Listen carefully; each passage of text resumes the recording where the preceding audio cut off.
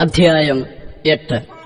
ദൈവം നോഹയെയും അവനോടുകൂടെ പെട്ടകത്തിലുള്ള സകല ജീവികളെയും സകല മൃഗങ്ങളെയും ഓർത്തു. ദൈവം ഭൂമിമേൽ ഒരു കാറ്റ് അടിപ്പിച്ചു, വെള്ളം നിലച്ചു, ആഴിയുടെ ഉറവുകളും ആകാശത്തിന്റെ കിളിവാതിലുകളും അടഞ്ഞു. ആകാശത്തു നിന്നുള്ള മഴയും നിന്നു, വെള്ളം ഇടവിടാതെ ഭൂമിയിൽ നിന്ന് ഇറങ്ങിക്കൊണ്ടിരുന്നു.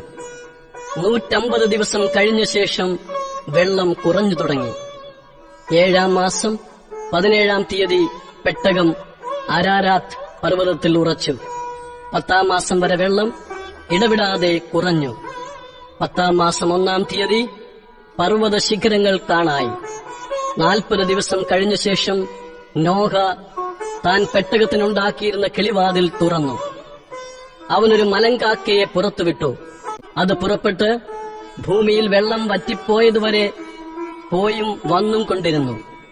ഭൂമിയിൽ വെള്ളം കുറഞ്ഞുവോ എന്നറിയേണ്ടതിന് അവനൊരു പ്രാവിനെയും തന്റെ അടുക്കൽ നിന്ന് പുറത്തുവിട്ടു. എന്നാൽ സർവ്വഭൂമിയിലും വെള്ളം കിടക്കുകൊണ്ട് പ്രാവ് കാൽ വെപ്പാൻ സ്ഥലം കാണാതെ അവന്റെ അടുക്കൽ പെട്ടകത്തിലേക്ക് മടങ്ങി വന്നു. അവൻ കൈ നീട്ടി അതിനെ പിടിച്ച് തന്റെ അടുക്കൽ പെട്ടകത്തിലാക്കി. 7 ദിവസം കഴിഞ്ഞിട്ട് അവൻ വീണ്ടും ആ പ്രാവിനെ പെട്ടകത്തിൽ നിന്ന് പുറത്തുവിട്ടു. പ്രാവ് വൈകുന്നേരത്ത് അവന്റെ അടുക്കൽ വന്നു. അതിന്റെ വായിൽ അതാ ഒരു പച്ച ഒലിവില. അതിനാൽ ഭൂമിയിൽ വെള്ളം കുറഞ്ഞു എന്ന് നോഹ അറിഞ്ഞു. പിന്നെയും 7 ദിവസം കഴിഞ്ഞിട്ട് അവൻ ആ പ്രാവിനെ പുറത്തുവിട്ടു. അത് പിന്നെ അവന്റെ അടുക്കൽ മടങ്ങി വന്നില്ല.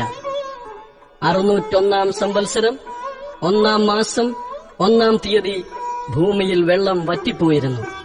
നോഹ പെട്ടകത്തിന്റെ മേൽത്തട്ടു നീക്കി ഭൂതലം ഉണങ്ങിയിരിക്കുന്നു എന്ന് കണ്ടു. 2-ാം മാസം 27-ാം തീയതി ഭൂമി ഉണങ്ങിയിരുന്നു. ദൈവം നോഹയോട് അരുളി ചെയ്തത്: നീയും നിന്റെ ഭാര്യയും പുത്രന്മാരും പുത്രന്മാരുടെ ഭാര്യമാരും പെട്ടകത്തിൽ നിന്ന് പുറത്തിറങ്ങുവിൻ.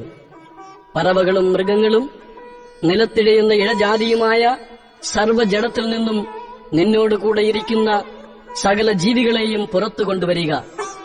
അവ ഭൂമിയിൽ അനവധിയായി വർദ്ധിക്കുകയും പെറ്റുപെരുകുകയും ചെയ്യട്ടെ. അങ്ങനെ നോഹയും അവന്റെ പുത്രന്മാരും ഭാര്യയും പുത്രന്മാരുടെ ഭാര്യമാരും പുറത്തിറങ്ങി.